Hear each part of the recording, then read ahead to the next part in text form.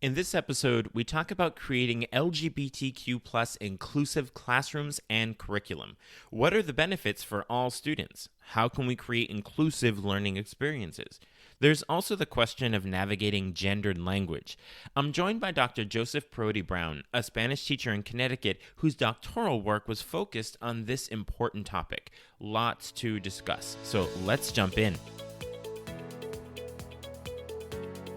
Are you a language teacher looking for some reassurance that what you're doing in the classroom is on the right track? Or maybe you're looking for some ways to teach even more effectively. If you're one or the other or somewhere in between, you've landed in the right place. This is the World Language Classroom Podcast with your host, me, Joshua Cabral. You're about to get tips, tools, and resources so that your students continue to rise in proficiency and communicate with confidence. Let's jump in. Vamos, allons-y. Hello, my friends. Bonjour, mes amis. Hola, mis amigos. Welcome to the World Language Classroom Podcast. I am Joshua Cabral, and as always, thank you so much for being here. You're an awesome teacher because you take the time out of your week to listen to what other teachers are doing, to see how you can use that in your classroom, to feel like you're on the right track. That's what makes you a wonderful educator, and thank you so much for being here. Real quickly, before we jump into the conversation today, I want you to look down at your phone, make sure that you pressed subscribe or follow, whatever it's asking you to do, so you get these episodes every Monday when they come out, so that you can hear from really amazing people like Dr. Joseph Parodi-Brown, who's with us today. So speaking of Joseph Parodi-Brown, the Dr. Joseph Parodi-Brown, we are going to be speaking with him today about creating a more inclusive classroom, specifically as it pertains to LGBTQ plus students and teachers and that lived experience. So Joseph is a Spanish teacher in Connecticut, and he's been teaching for about 16 years. And he teaches at the Marianapolis Preparatory School, which is a Catholic school in Connecticut. And he'll get into a little bit about what that means in terms of doing this work. And if you follow him around social media or on the conference circuit, you may have seen him at Actful and Nectful and Skolt doing workshops on all things around the theme of social justice and inclusion in the classroom. So thank you so much for being with us today, Joseph Parodi-Brown. Welcome to the podcast. Thank you so much. I'm really excited to be here today. I gave the sort of 30,000-foot view of the life of Joseph. So could you fill in the blanks for us a little bit so we get to know you a little better? So I'm at Marianapolis, as you said, a coeducational 9 through 12 day and boarding independent school in Connecticut. And if anyone's familiar with independent schools, they'll know that Spanish teacher is just one of the roles I hold. And it's certainly my favorite and one that I'm very passionate about.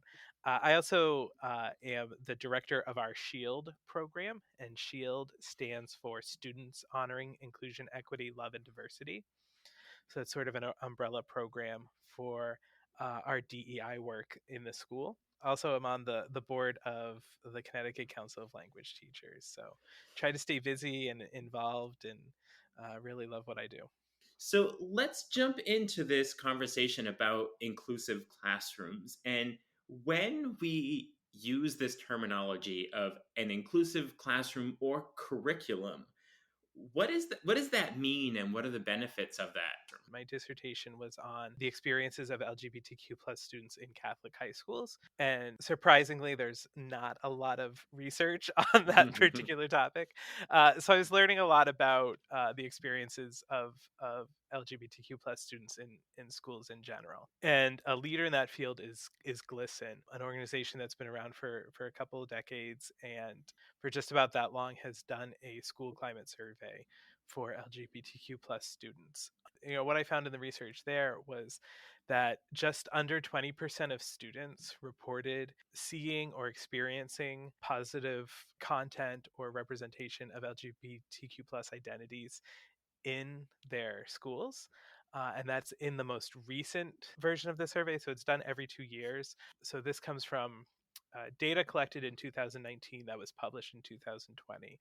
So we're just about due for the publication of the most updated research. But the 2019 data was pretty on par with the 2017 data.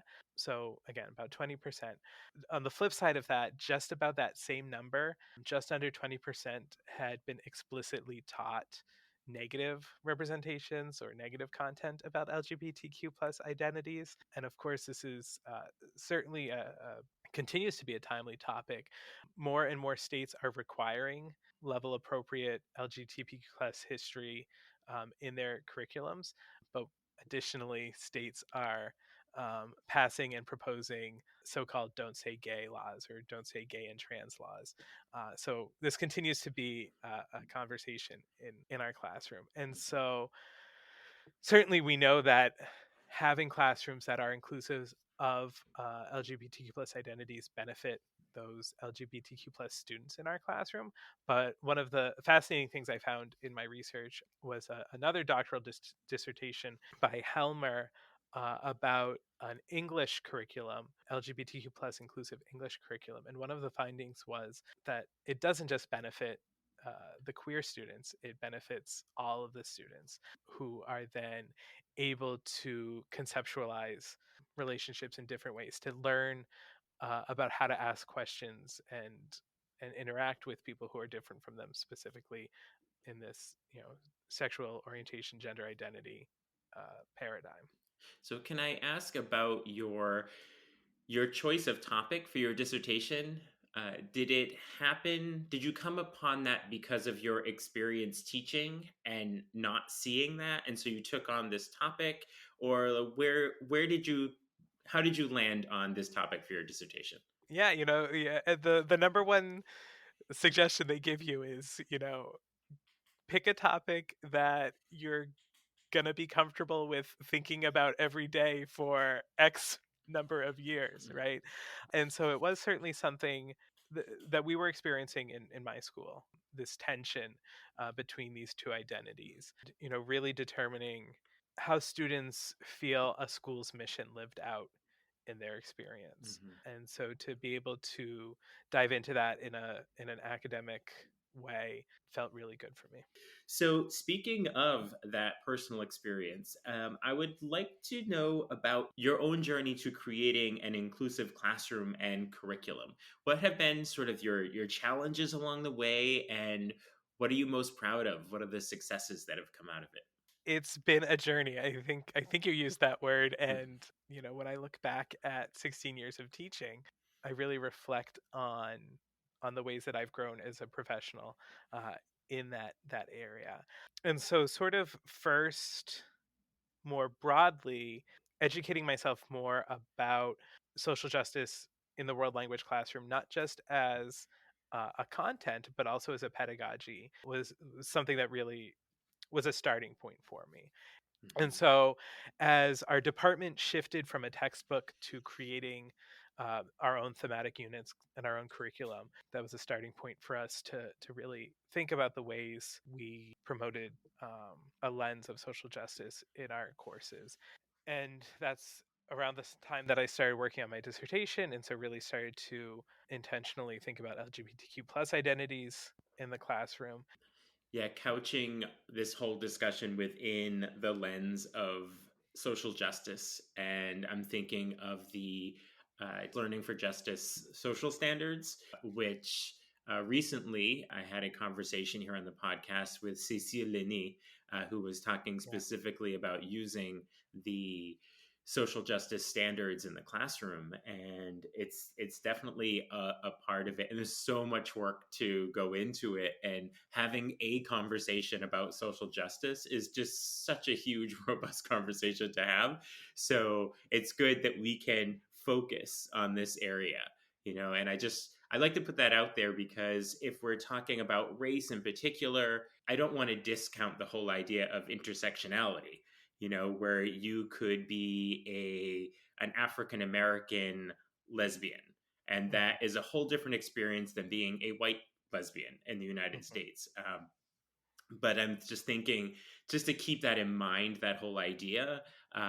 But our focus being right now about the LGBTQ plus experience. So to now, I want to get into the weeds a little bit. So we always start on the theoretical realm and why it's important, and then to get in the weeds a little bit. You had mentioned glisten earlier, and in the world of language teachers, we love an acronym. We love our nectful, actful, SCOLT, you name it. And what is glisten? Yeah, so GLISTEN is, and I'm glad you asked the question in the reference of acronyms and ACTFul, right? So GLISTEN is an organization that was founded, like I said, 25, 30 years ago, as the Gay, Lesbian, and Straight Education Network. But recently have determined that that name didn't fully embrace their mission, nor did it fully embrace the identities of all the people they hoped to engage with. And so they have shortened their name to just the initials, much like ACTFul did a couple of years ago. And so their mission is to promote research about the experiences of LGBTQ plus students in our country's schools, to advocate for those students, and to move policy as well. GLISTEN is the main sponsor, for lack of a better word, of the Day of Silence, which is probably one of their best known activities throughout the year at the end of April. So you had mentioned some of the data that came out of their what is the name of the document they produce? Yeah, the National School Climate Survey. Yeah. So you had mentioned that their 20% had 20% of students had seen positive representation and 20% had seen disparaging representation Mhm. as well. Uh, do those numbers do those numbers shock you, or do they seem in line from your own experience in the classroom? An interesting thing that I found in my research was, I mentioned that 2019 and 2017's findings were pretty much level year to year. Um, the 2017 findings were the first year in the history of the survey where negative experiences increased and positive experiences decreased. So from 2015 to 2017, we saw we saw a shift in the trends that had been going on for a long time. So that's certainly a fascinating piece of it. We know that classroom experiences do not exist in a vacuum, and we can see that in those numbers. Sometimes these negative representations are shared not out of malice, and we know that the intent and the impact can often be different. So I do think there is some of that in what happens around conversations around LGBTQ plus individuals. But like I said, we know that there are half a dozen states that prevent teachers from discussing queer identities Mhm. or anything tangentially related Mhm. to that Yeah. topic. I'm thinking about the idea of microaggressions, which are those non-intentional, those intent versus impact sort of situations. But the microaggressions, I think, are very common. There are teachers, listeners who teach a multitude of languages, but many of the languages, like Spanish and French, are very gendered languages.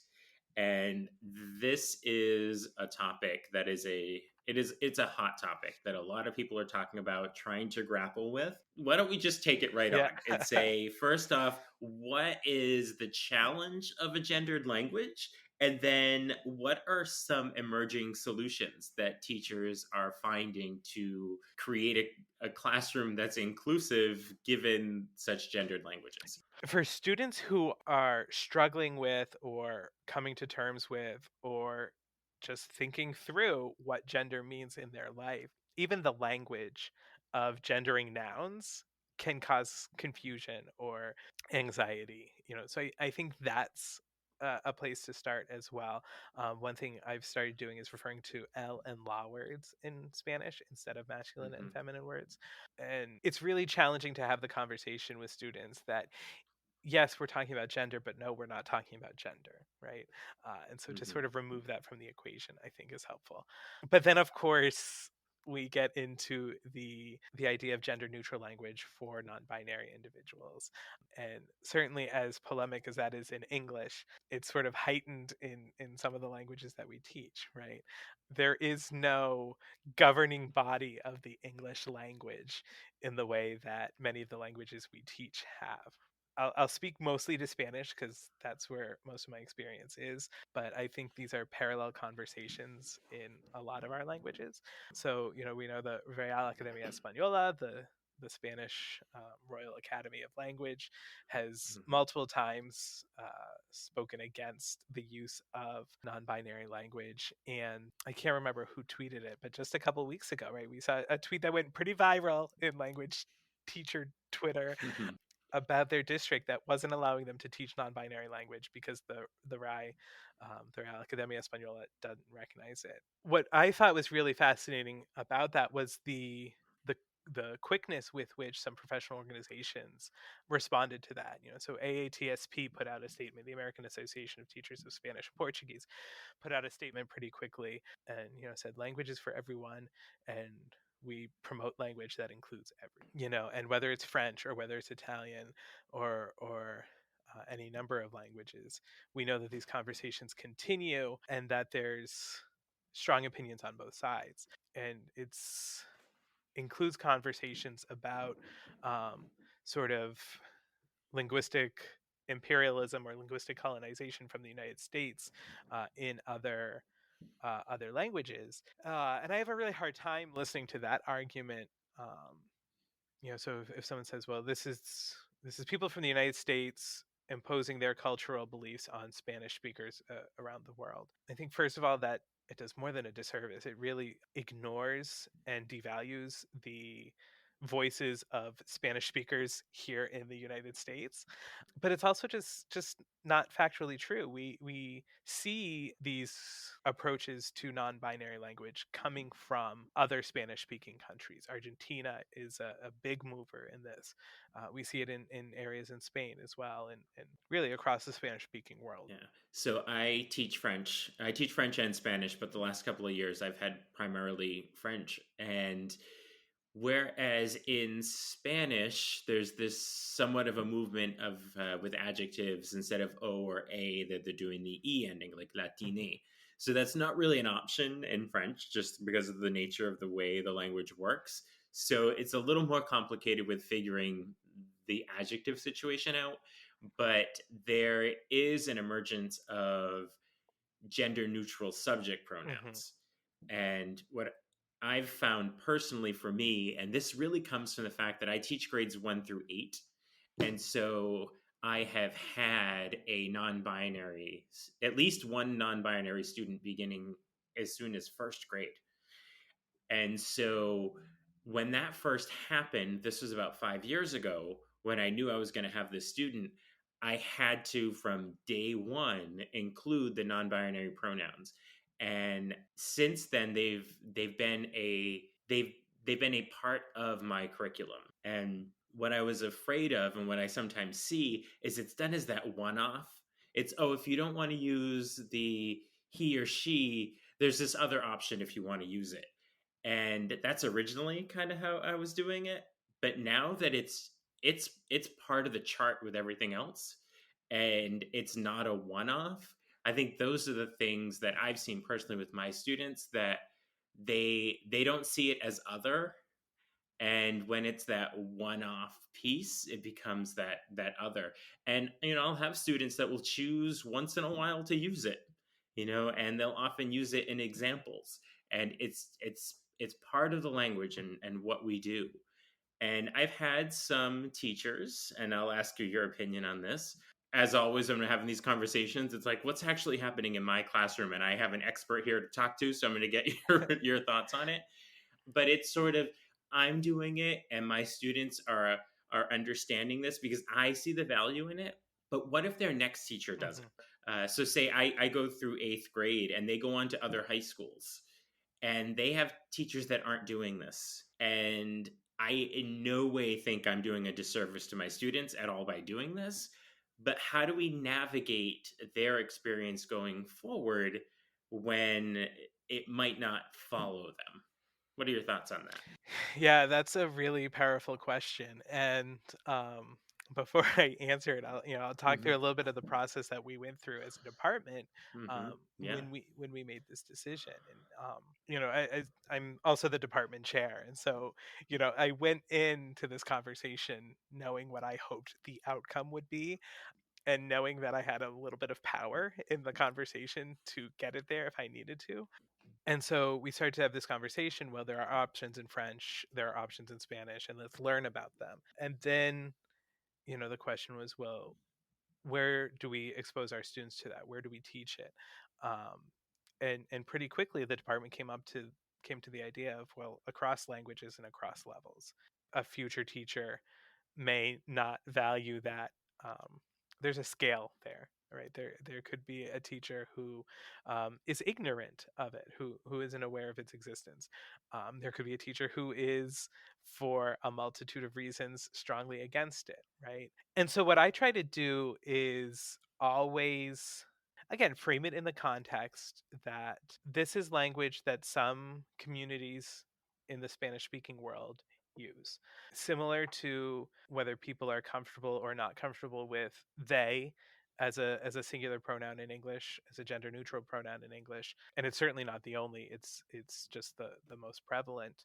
People may be unaware of this in the future. Other people you interact with may be unaware of it, or they may be opposed to using it. And so to make it clear to students that it's a language usage that I'm in support of, and that I think is very valuable, but to offer that awareness that it may not be universal yet.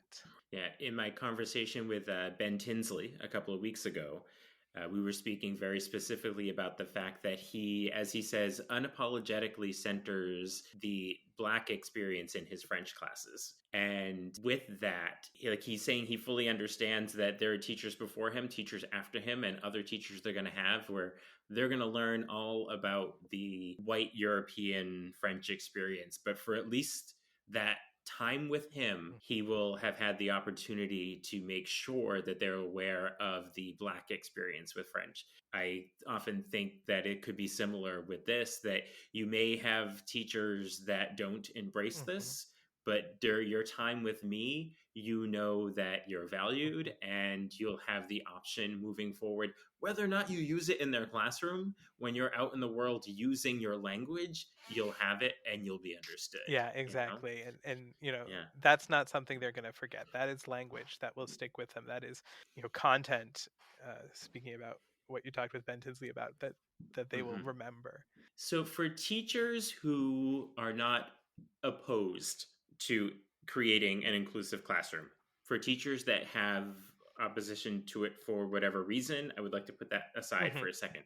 But for teachers who truly understand the importance and need to do this, there are some common fears to implementation. Hmm. And some of those fears might be being perceived as pushing an agenda, Hmm. or maybe that things like, oh, the AP exam is coming up, and there are fears that come to it, and you could add a lot in there. Hmm. Like I just said, the next teacher isn't going to use Hmm. it, but I think the the most important one that I often hear is this whole idea of the pushing an agenda. And what can you say to teachers that are grappling with that based on what they're hearing and they're doing in their classrooms? Yeah, no, I think that's a really important question. I think especially sort of in the environment we're in right now, right? We've all seen the school board meetings, and we've all seen um, the experiences of our colleagues across the country, and whatever it is, and sometimes in our own backyard. My number one rule is don't get yourself fired, right? You can't help any student if you're not with those students. Right, there's an understanding of what will work in your community and what won't. Now, that being said, right, I'm at a Catholic school where we have integrated this pretty extensively, so there are workable solutions in any environment. One of the things I very intentionally try to do is center any sort of this LGBTQ plus inclusivity in target language communities, in authentic resources, and in this language of some people in some communities in. In a similar way that I would say, in many communities, Spanish speakers use vos instead of tu, right? It's the same, giving it that same sort of attention. And so I think you can, in a way, present, in some communities, you'll see this e used as a suffix or ella used as a pronoun for X, Y, and Z reason. And even in ways that I've tried to increase LGBTQ plus representation across the board, right? I think about an assessment I gave, it was probably 4 years ago now, and it was right around the time of the State of the Union. President Trump had given his State of the Union address, and it was the year that Stacey Abrams was the Democratic response. And we were right around the time of my government and politics unit with my Spanish 3 students.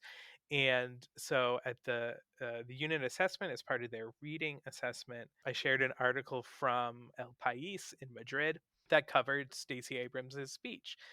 And one of the things it does, it says she laid out the 4 priorities of the Democratic Party, and one of which was LGBTQ plus rights.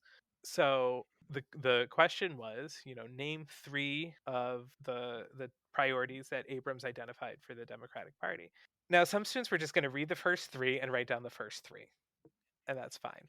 Some were going to read through it, get the understanding, and some of them are going to say, you know what, I want to answer LGBTQ plus rights. And some students may have looked at it and said, you know what, I want to answer any 3 but that. So it was a not explicit, right? There weren't any neon signs and flashing lights that said, here, you're going to learn how to say LGBTQ plus rights in Spanish. But now a student who cares about that has seen it written, at least it's how it would be written in a newspaper in Madrid. And so I think those are some of the ways that you can get it into your classroom without, I wouldn't even say without even looking like you're pushing agenda, but without pushing an agenda. This is not easy work, but you're continuing to do it. You're fighting the good fight. I hate to say it as fighting a fight, but it's not always easy. But you're continuing to be inspired to do this. I would be really interested to know, where you're looking to for that continued guidance and inspiration. With my students, right? It starts with my students to know that, that their experiences may be bettered because of work we're doing as language teachers. I think it is so important. And then of course there are just countless other professionals that are doing a lot of work on this as well, in different languages and in different areas. I think of Chris Nicely, who does a lot of work on non-binary language in the French sphere. Also the teachers who, when I do present at a conference, or when they come and say, thank you, this was so important, thank you, I've been looking for resources on this. So knowing that there are colleagues out there who are shoulder to shoulder with us in this conversation. So you're the second person on my podcast who mentioned Chris Nisley. So I definitely am going to continue to tag Chris in all of my posts on Twitter, because I would love to have Chris here on the podcast to talk very specifically about gendered language. So thank you for mentioning that as a place of inspiration for you. So now this is the point where we're going to take Dr. Joseph Parodi-Brown and put him aside for a second, and we're just going to talk to Joe, all right, and pull the teacher curtain back a little bit. My little game I like to call this or that, learn a little bit more about you based on these questions. So say either one, and if you want to say I'm why, ready, we I can think. usually learn a little bit more about you. Okay, so the first one is, if you're telling a story, do you bury the lead or do you throw it right out there at the beginning, what we're listening for? I think I'm normally a put it all out there from the beginning. But if it's a really good, if I'm looking for that gasp moment, then I'm definitely going to be I'm dramatic above all else. All right. The next one, in the social media world, which is how I've gotten to know you, do you engage more on Facebook or Twitter? I've just always been fascinated by Twitter in its original description as a micro blog, right? I just had that in the back of my head all the time. So that's where I tend to put most of my thoughts. Okay, and the last one, you're going on some sort of trip somewhere. Are you going to meticulously plan out the route ahead of time, or are you going to leave and figure out the journey on the way? If I'm going alone, I'm gonna figure it out on the way. If I'm going with my husband, who is like I need structure and I need plans for everyone's success, I'm planning that out. So, as we're finishing up here, I am absolutely sure there are teachers that would like to continue conversations with you, perhaps follow you on Twitter if they're there to continue to have these conversations with you. So, what's the best way for teachers to connect with you? I'm certainly most active on Twitter at Senor Parodi. I do have an Instagram account at Senor Parodi-Brown. I consider myself Gen X. I don't have anything against millennials. I could be in that elder millennial zone as well. So I'm not super active on Instagram, is my point. I'm not very good at it, but certainly on both. So do you think that Instagram then would be Hmm. the millennials, and I think Gen Z is sort of the Snapchat, Hmm. TikTok folks right now. So do you think I'm a Gen Xer myself? Are we the Twitter generation and our parents are Facebook? I think so. I do. I think that's accurate. Ah, wow. Okay. All right. I'll have to keep that in mind. So, I would like for you to leave with our listeners a really actionable, hearty piece of advice when it comes to creating an inclusive classroom and curriculum, specifically with a lens on the LGBTQ experience. What would you leave us with? So I think the most actionable and really most accessible way for most teachers to jump into this work is to look at your units, to look at your materials, to look at what you're already teaching and see where there are entry points for you to talk about LGBTQ plus individuals. Can you, like there's this great picture that Ricky Martin took during the pandemic of him and his family quarantined at home, right? Can that get into a family unit? If you're doing a sports unit, can you talk about queer athletes in countries from your target language? Because as you start to ask yourself these questions, you're going to find out the answer is yes, right? Because LGBTQ plus people do all these things. They have homes, they have careers, they have families, right? And so that's a really, again, a way that you can more implicitly indicate to others that this is, an experience that you want reflected in your course. Yeah. Thinking along with that we're talking a lot about the LGBTQ plus experience, and in my mind it's sort of, so whether you are a gay man in Mexico or a gay man in Finland, you have the same experience because you're a gay man, which is totally not correct, Right, right? That right. when you're looking at these LGBTQ plus experiences, that they are going to be different in different cultures. So Mhm. that's a whole nother way to grapple with it and understand it. So thank you so much for being with us today, Joe. You've given us so many areas to think about and to look at our curriculum in different ways, and ultimately, you're helping us to respect every single one of our students. And I appreciate you being with us to do that. Well, thank you very much for the invitation. I was happy to be here. What are your takeaways from that conversation with Dr. Joseph Parodi-Brown? He gave us many things to think about and consider as we continue to create a safe and representative LGBTQ plus inclusive curriculum and classroom. Be sure to check out the show notes to connect with Joseph. You'll also see a link to sign up for Talking Points, my weekly email newsletter with tips and resources for language teaching. There are also links to get in touch if you'd like to work with me, either in person in your school or remotely. Talk to you soon. Bye for now. You've been listening to the World Language Classroom podcast. Be sure to follow or subscribe wherever you're listening so you don't miss a single episode. Let's continue the conversation on Twitter, Facebook, or Instagram at WL Classroom. You can also see over 250 blog posts about language teaching at, you guessed it, WLClassroom.com.